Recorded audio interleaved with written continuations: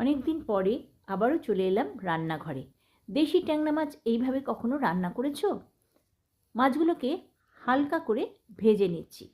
ভেজে আমি একটা ওভেন প্রুফ বোলের মধ্যে নিয়ে নিলাম।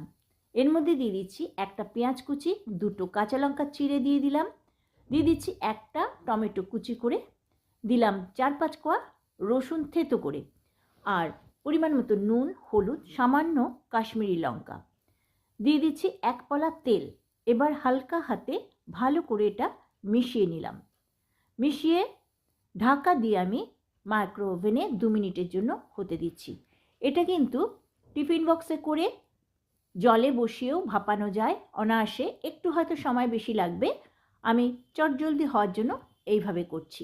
এইভাবে করে দেখো, ভীষণই হেলদি একটা রেসিপি আর ভীষণ শর্ট টাইমে হয়ে যায়। দিয়ে দিলাম একটু ধনেপাতা। ধনেপাতাটা দিয়ে আমি 1 মিনিট আবারও ওভেনে দিয়েছি, সেটা না দিলেও হয়। কমপ্লিট হয়ে গেল আমার বাটি চচ্চড়ি। দারুণ সুন্দর হয়, তোমরা একবার করে দেখো, নিজেরাই বলবে সত্যি সুন্দর হয়েছে।